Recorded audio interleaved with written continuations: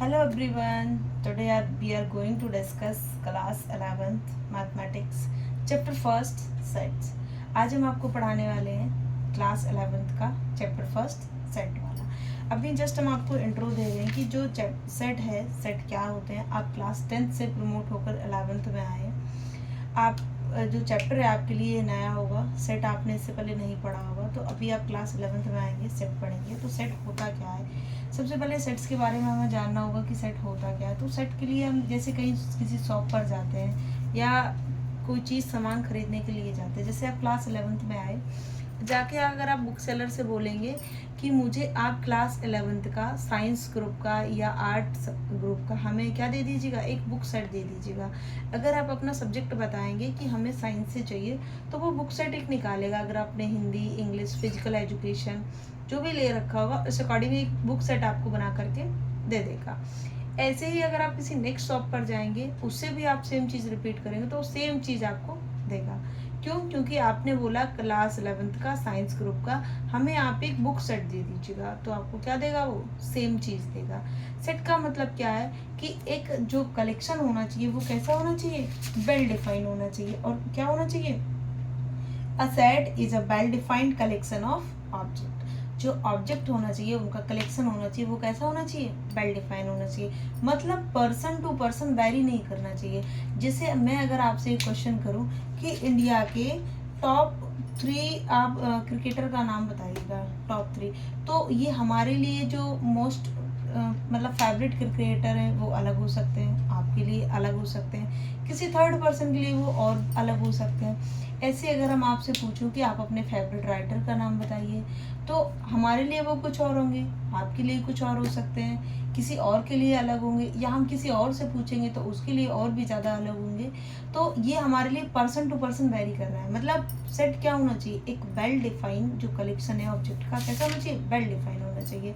कि अगर हमने बोला कि आपसे अगर मैं सिंपल सा क्वेश्चन करूं कि जाकर के हमें बुक सेट दे दीजिएगा, तो बुक सेट क्या देगा, वो भले ही आपको पहले इंग्लिश दे दे, फिर हिंदी दे, फिर मैथ दे, लेकिन देगा क्या, सेम बुक वही देगा जो आपको दूसरा बुक शॉपकीपर देगा, वही ये देगा. या थर्ड किसी शॉप पे जाएंगे तो वो भी आपको सेम ही चीज़ देगा. जैसे मैं आपसे क्वेश्चन बोलूँ, the vowels in English alphabet name, तो जो इंग्लिश के बॉबल्स हैं वो क्या होंगे, इंग्लिश के बॉबल्स A, E, I, O, U.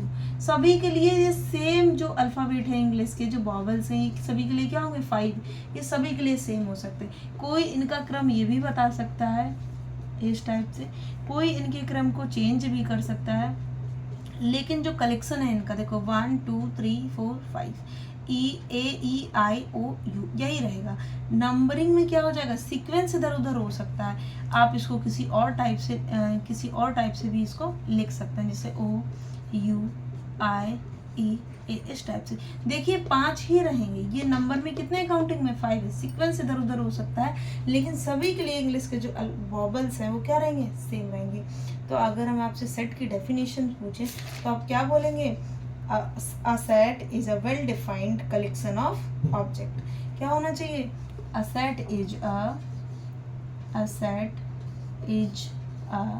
well defined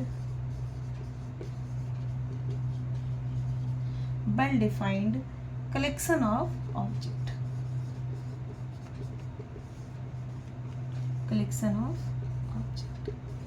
अभी आपको ये समझ में आया होगा कि सेट क्या है. सेट एक ऐसी चीज़ है जो पर्सन टू पर्सन वेरी नहीं करेगा. हमारे लिए भी वही है, आपके लिए भी वही है, थर्ड पर्सन के लिए भी वही सेम होना चाहिए. जैसे मैंने आपको एक एग्जांपल दिया है इंग्लिश के वॉवल्स का, ऐसे ही सेम टाइम अगर हम एग्जांपल आपसे कहें कि the prime number of 1 to 10, कि 1 to 10 के बीच में कितने प्राइम नंबर आएंगे. 1 to 10 के बीच में कितना प्राइम नंबर आएगा, 2 है, 3 है, 5 है, आपका 7 हो जाएगा. इतना प्राइम नंबर रहेगा 1 to 10 के बीच में. तो एक बात बताइए, मेरे लिए भी यही सेम प्राइम नंबर रहेंगे, आप अगर निकालेंगे तो आपके लिए भी सेम रहेगा. या किसी से भी आप निकलवाएंगे कि find the prime number between 1 to 10, तो 1 to 10 के बीच में प्राइम नंबर क्या ही निकलेंगे, 2 3 5 7. यही प्राइम नंबर उनके बीच में भी वो भी बताएंगे. तो सेट कैसे डिफाइन हुआ, a set is a well defined collection of object. क्या होना चाहिए? सभी के लिए एक जैसा होना चाहिए। वेल डिफाइंड का मतलब ये है सभी के लिए सेम होना चाहिए। ये कुछ एग्जाम्पल्स मैंने आपको दिए हैं, आप इनको नोट कर सकते हैं। देखिए नेक्स्ट एग्जाम्पल भी हम ले सकते हैं। द सॉल्यूशन ऑफ इक्वेशन,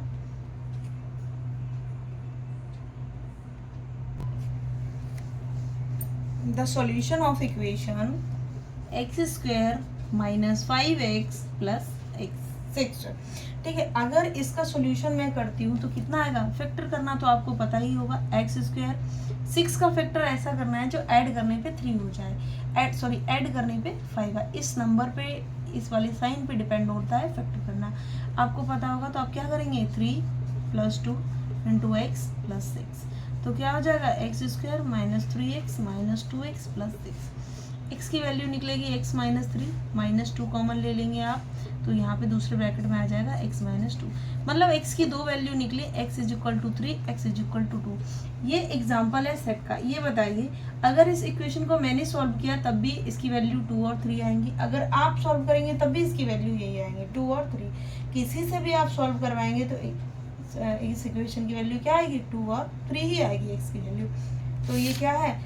ये एक तरीके से वेल डिफाइंड है, मतलब सभी के लिए एक जैसा है, किसी पर्सन टू पर्सन वेरी नहीं करेगा। ये तो कुछ एग्जांपल्स मैंने सेट किया आपके लिए, डेफिनेशन के बारे में आपको इंट्रो कराया। इसके आगे मैं आपको नेक्स्ट क्लास में बताऊंगी कैसा लगा आपको मतलब मेरा समझाना। आप हमें फीडबैक जरूर दीजिएगा। Thank you so much.